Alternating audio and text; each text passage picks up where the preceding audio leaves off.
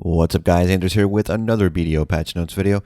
Lots to get through, but before we do that, I want to thank the supporters of this channel. You guys help keep these videos going, so thank you so much for the support. As for the patch notes, we're going to go over the NA and EU patch notes first, and then the KR patch notes and the console notes at the end of this video. Now, test server is going to get updated tomorrow, possibly with Hashashin, so I'm going to have some videos for that over the next few days. Keep an eye out for that. For NA and EU, we received a new adventure journal, Pavino Greco. You can talk to the Black Spirit to get that started. You're going to need to be level 56 to start that journal and spend 1.5 billion silver, a duo rainbow coral ring, a duo tree spirit belt, a duo Schultz belt, a tri-blue coral earring, a duo Kadri ring, and a duo Orkinrad belt, as well as some knowledge entries to get all of that done. You're going to get 600 HP after completing all of the chapters. I'm going to have a link to the forum guide to help you get through it, and it's worth doing, honestly, if you're in the later stages of progressing, but not worth spending silver if you're just starting out in the game. We also received the new male styles for hair. We should be getting the female ones next week. The ring merchant's ring has also been added with clues as to where we can get the parts, as well as the introduction of the Old Moon Trade Pass, which gives the effect of the ring on one item. You will get 5% extra silver collection from the market. To give you an idea of the power of that effect, the value pack gives you 30% extra silver collection, and the family fame bonus of 7,000 or more fame gives you 1.5%. Now, in the long run, it's very good. Basically, if you run value pack, you can get 88.7% of an item's value all the time. Normally, most people get 84 to 85% of an item's value. Now, let's break it down even more so you can understand how much money you're actually going to be saving if you do decide to go for this item or use that Old Moon Trade Pass. If you sell a Ted Black Star for 17 billion silver, you normally get 14.4 billion silver after taxes.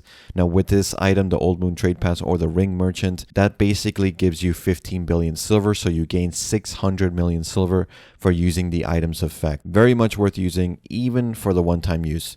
No word on how to get the Old Moon Trade Pass yet, so we don't really know how to get that yet. And the ring itself is actually unable to be completed right now, since the fourth piece drops only in Odalita, and we have no idea when that is coming. Now, the skill window was also revamped. Looks very good in my opinion. Make sure to speak to the Black Spirit if you have already done your Awakening and Succession quest lines to get the 2 save slots so you can save your presets. You can hide the skill preview as well so that the skill window does not cover your entire screen, so keep that in mind.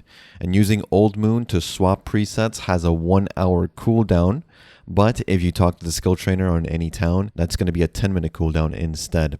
We've also received the Black Spirit Rage changes. Tamers, let me know if you have Node Wars today, if you can feel a difference when you ult.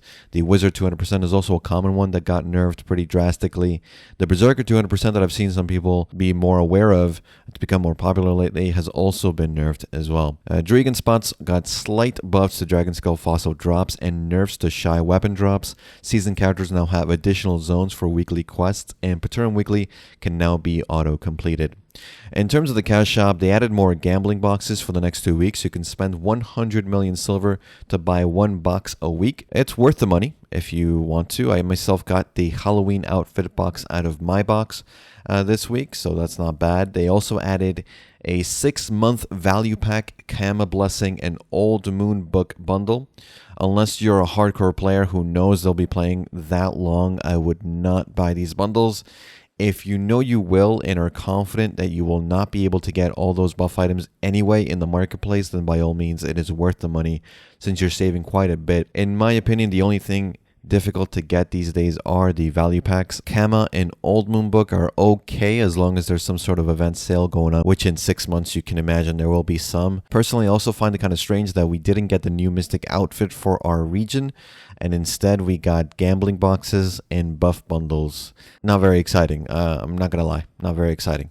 Now on to Korea. Hashashin has released in KR. Looks very good from what I've seen so far. The class is pre-awakened right now, meaning he still needs to go through his Awakening and Succession, so please keep that in mind. We don't know when that's coming, usually about 3 to 4 weeks after the pre-awakened class comes out, so stay tuned for that. Make sure to also look at the entire kit before committing to a reroll. You can't just reroll off of the pre-awaken unless you're just really done with the class that you're playing right now. Speaking of rerolling, the new season has started in Korea, and they have improved a lot of the mechanics and annoyances of the first season. Items require, for example, less stones per enhanced attempt. You can get materials faster and easier, and they've added more quests for enhancing resources. You also get weapon swap coupons through the seasons, which seems to be the way they're going with the recently removed weapon swap coupons on the market. It seems like a good change overall. Korea, like I said, received the female hairstyles. We'll be getting those, of course, next week. The RBF update went through from Global Labs. That's the one basically where now in RBF you will not be able to one-shot someone. They say in order to allow more adventurers to enjoy the red battlefield, the unbreakable protection effect is applied to the battlefield. This is basically a damage reduction stacker that prevents you from receiving full damage all at once. Of course, you can still die, but it will be harder to kill you. We will see how this affects the Korean RBF players. I think if we do get this change, farming RBF for medals or ranks is going to be pretty hard. Also, monsters in Balanos, Serendia, and Calphion have become more difficult as they are imbued with Belmorn's energy. This seems to be the dangerous questing field that they were going for in the Heidel Ball that they talked about. We're going to see if they implement that on this global regions next week. For console, you guys have Hashashin pre-creation, so you don't have the full release yet. It seems to me like he's going to release July 22nd for you since the pre-creation event ends on that day. I really hope that doesn't mean that PC Global Regions are going to get Hashashin in August, because that's a while away. Apart from that, you guys also receive Cron Meals, which is a good change. You also have Droughts, which are very, very strong. Savage, not so much, probably the weakest one of the new ones. You guys still don't have Frenzy, so Frenzy would be the ones that you use for PvE down the line. Agris Fever was also added. Make sure to complete the book as soon as you can, and be sure to spend your Agris Fever at worthwhile spots like Merrimack or Histria, even Akhman, and not Polyphorus, for example, unless of course you just don't care. You want to do that anyway. Your trash loot value for most zones has also been increased, which is interesting, and you now have the Schultz Guard area updated to reflect the new AP requirements. And that's pretty much it for these patch notes, guys. Let me know what you think about this week's BSR changes, and expect to see Hashashin preview videos early tomorrow morning if we do indeed get the Hashashin on Global Labs tonight. Thanks again for watching. Thanks for listening. I'll see you all in the next one. Take care.